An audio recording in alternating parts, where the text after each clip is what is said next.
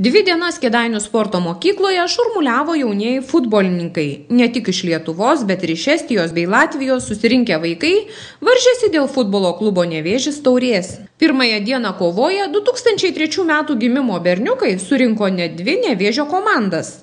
Tačiau prizinių vietų šįkart iškovoti jiems nepavyko. Taurė iškeliavo kartu su Rygos Meta klubo sportininkais, antrąją vietą užėmė Vilniaus Žalgirietis, o treti liko Marijampolės futbolo centro Sūduva žaidėjai. Kėdainiečiams teko tenkinti 6. ir 9.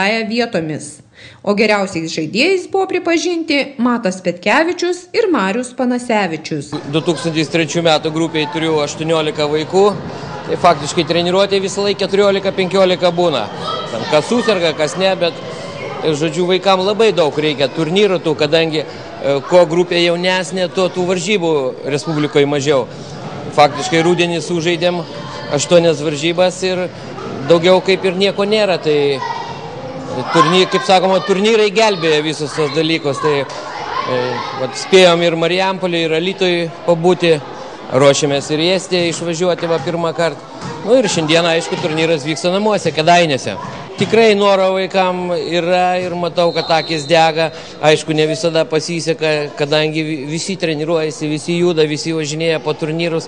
Ir tuose turnyruose jau ir draugų turim, ir vaikai jau sveikinasi, kadangi susitinkam. Malonu, kad ir už aikštelės ribų turi draugų, o aikštelė, aišku, jie yra priešininkai. Turi kovot. Tikrai noro vaikam yra, o vieną kartą pasiseka, kitą kartą nepasiseka, tai čia kaip ir sporte, nieko nepadarysi. Mes Kėdainiuose kokį 5. kartą ir visą laiką su malonumu atvažiuojam, kadangi vaikam reikia kuo daugiau tokių turnyrų, kad vyktų. Tai ir tobulėjimui, ir augimui, meistriškumui ir taip toliau. Kuo daugiau turnyrų, kuo daugiau vaikai žaidžia, tuo greičiau tobulėja. Tai visą laiką, kaip sakau, mums malonu atvažiuoti, Kėdainiai vieni iš tokių, kurie pastovi ir dažnai jau tradiciškai organizuoja turnyrus. Kitose miestuose vyksta dar mažiau Kėdainiuose. Vyresniesiems 2000 metų gimimo vaikinams sekėsi kur kas geriau.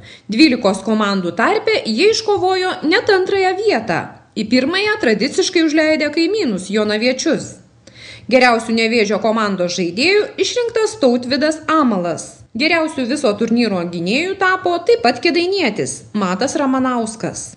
Apibendrindamas šias varžybas, jų organizatorius, futbolo klubo Nevėžis direktorius Saulius Kibiniauskas tikino, kad žaisdami su kitų šalių klubais vaikai įgyja daug vertingos patirties. Turnyras vadinasi Nevėžio taurei laimėti. Čia yra vienas iš pasiruošimo mažajam futbolo čempionatui, kuris prasideda gruodžio mėnesį, Lietuvos čempionatas mažojo futbolo. O šiaip, kaip bebūtų, kaip mes besitreniruotume, vis tiek varomoji yra jėga, tai turnyrai. Šiem jauniem sportininkam reikia varžytis, reikia žaisti ir jie turi ženkliai didesnę reikšmę negu savaitinis treniruočių ciklas.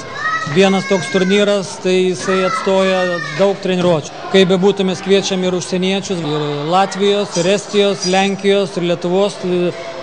Labai svarbu yra jauniems žaisti su įvairiais stiliais futbolo. Čia jeigu taip žiūrėti iš meistriškumo pusės, tai mūsų lietuviškas futbolo mokykla yra viena, kita yra futbolo mokykla latviška arba dar estiška ir lenkiška. Taip kad labai yra vaikam naudinga pasivaržyti su visai kitomis futbolo mokyklomis, įsisavinti kažką gero, perimti iš jų tiek vieniem, tiek kitiem.